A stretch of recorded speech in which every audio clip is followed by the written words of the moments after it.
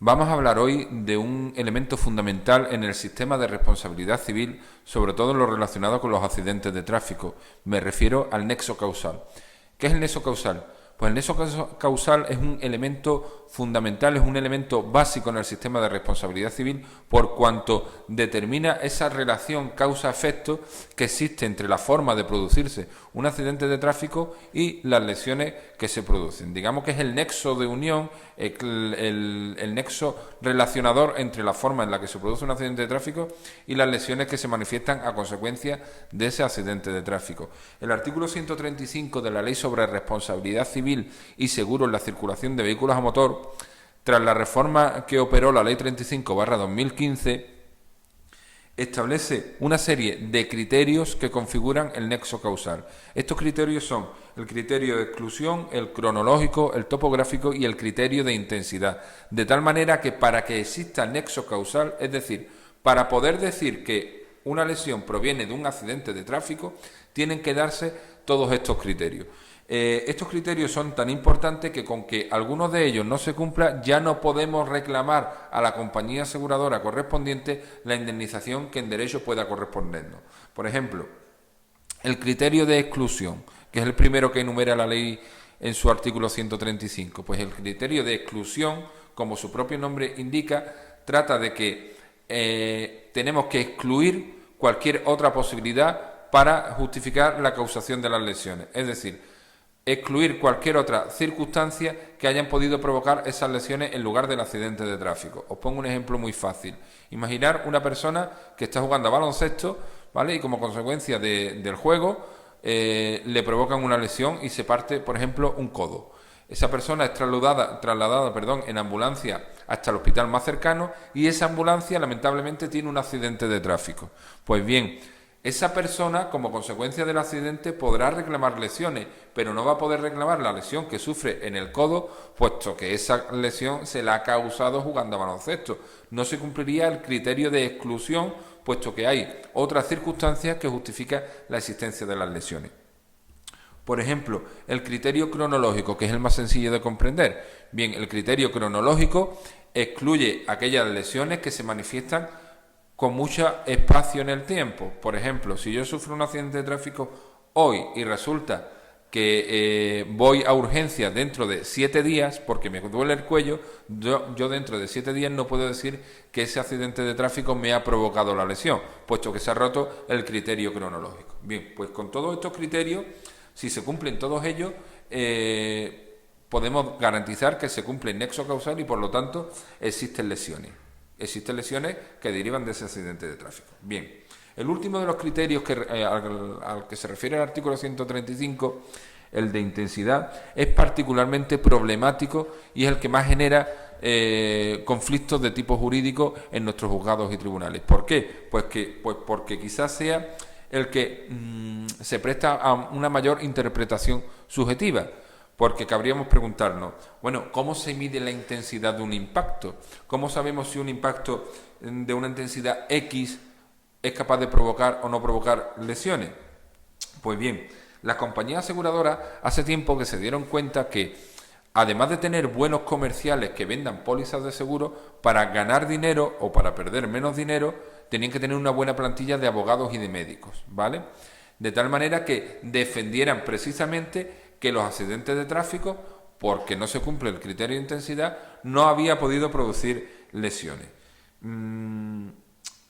Estas compañías aseguradoras inventaron, por así decirlo, o empezaron a utilizar unos informes científicos técnicos que se llaman informes biomecánicos, que son informes periciales que lo que pretenden es realizar un estudio de cómo se comporta el ser humano cuando sufre un accidente de tráfico. Es decir, analizamos cómo el conductor u ocupante de un vehículo se comporta durante el desarrollo de un accidente de tráfico, de tal manera que podemos determinar con ese estudio biomecánico si el accidente ha provocado o no ha provocado lesiones en esa persona.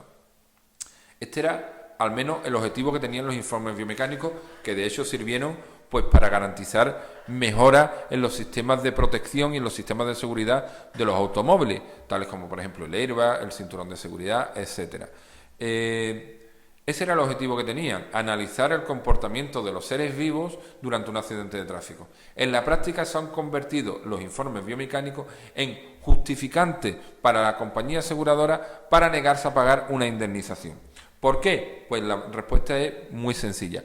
Porque consideran estos informes biomecánicos que a partir de determinados límites de velocidad no se producen lesiones. Es decir, si yo tengo un accidente de tráfico en el que puedo justificar que el vehículo que es golpeado alcanza una aceleración por debajo de determinado umbral, no se puede producir lesiones. Nunca. ¿Vale?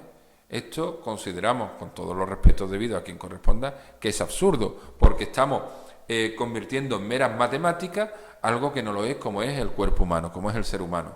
Bien, estos estudios biomecánicos justifican o pretenden justificar en base a un cierto sector de la doctrina científica, por supuesto, no toda la doctrina es unánime, cuando digo doctrina me refiero a doctrina científica, es unánime en este aspecto, que consideran que por debajo de determinados umbrales de lesión, umbrales de velocidad, no pueden producirse lesiones. Y no analizan absolutamente nada más. En los juzgados y tribunales vemos que existen dos opiniones o dos posiciones totalmente, diametralmente opuestas. Por un lado, el que defiende las compañías aseguradoras en base a estos informes biomecánicos que han derivado de esta manera en justificaciones para no pagar indemnizaciones, diciendo que por debajo de determinados umbrales de velocidad nunca se producen lesiones, y otro amplio sector de la doctrina técnica y científica que es acogida por buena parte de la doctrina jurisprudencial de nuestros juzgados y tribunales, que dice que además de determinar la existencia de lesiones en base a la velocidad, hay otra serie de factores que es necesario que sean analizados para determinar si efectivamente existen o no existe la posibilidad de que se haya causado lesiones en un accidente de tráfico. Os voy a poner un ejemplo muy claro. Imaginemos el mismo accidente con el mismo vehículo, con la misma fuerza de impacto que genera la misma velocidad de aceleración. Y ahora vamos a imaginar que en un supuesto A, el ocupante es una persona fuerte, fornida, con una buena musculatura cervical, ¿vale? Y en un supuesto B, el ocupante es una persona, pues más bien débil, anoréxica, por ejemplo, que apenas tiene musculatura cervical y que el peso de la cabeza en función al volumen de su cuerpo es exagerado, ¿vale? Todos coincidiremos en que en el primer caso pues es posible que no se hayan provocado lesiones, mientras que en el segundo caso sí, ¿vale? Otro ejemplo, el grado de imprevisibilidad también influye en la causación de lesiones. Por ejemplo, si yo sé que alguien me va a golpear, mi cuerpo de manera automática tiende a protegerse. Por lo tanto, puedo prepararme con antelación ante ese impacto. Sin embargo, si yo no soy capaz de prever que un vehículo va a golpearme, por ejemplo, porque estoy distraído, estoy mirando hacia otro lado o lo que sea, y recibo un impacto trasero, mi cuerpo no ha sido capaz de autoprotegerse. Por lo tanto, me va a provocar más lesiones el segundo caso que el primero. ¿Ve? Como vemos, hay muchísimos factores que influyen en la causación de lesiones. No es lo mismo tener un cinturón con 3 puntos de anclaje a un cinturón con 4 puntos de anclaje, como por ejemplo los que llevan los vehículos de Fórmula 1 o los vehículos de rally. En el primer caso, cuando recibo un impacto trasero, si soy el conductor, mi cuerpo va a hacer este movimiento de tal manera que puede provocarme lesiones. Si mi cinturón es de 4 puntos de anclaje, mi cuerpo no se va a mover así. Por lo tanto, no me va a provocar lesiones. Como vemos, influyen muchísimos factores en la causación de lesiones, no solamente la intensidad del impacto. Pues bien, esta doctrina es aceptada por la práctica totalidad de las audiencias provinciales de nuestra comunidad autónoma de Andalucía, ¿vale? Salvo por la audiencia provincial de Cádiz, que salvo excepciones acoge por sistema como cierto la teoría que defienden las compañías aseguradoras, que si el impacto se ha producido a una determinada velocidad, por debajo de esa velocidad jamás se van a provocar lesiones, independientemente de las circunstancias personales que rodeen a una persona. En Jurislet tenemos ejemplos, muchos ejemplos, de personas que han sufrido lesiones con impactos muy leves e incluso sin impacto. Recuerdo perfectamente el caso de una señora que en la provincia de Sevilla Sufrió lesiones porque no llevaba puesto el cinturón de seguridad, estaba agachada buscando en el bolso una serie de artículos que tenía en él, y su marido dio un frenazo y esta señora golpeó su frente contra el salpicadero. Ahí no hubo aceleración, ahí no hubo impacto, y sin embargo esa señora sufrió lesiones. Pues bien, esa señora en Sevilla cobró indemnización. Esa señora en Cádiz, con la doctrina que defienden las compañías aseguradoras con sus informes biomecánicos, no cobraría indemnización.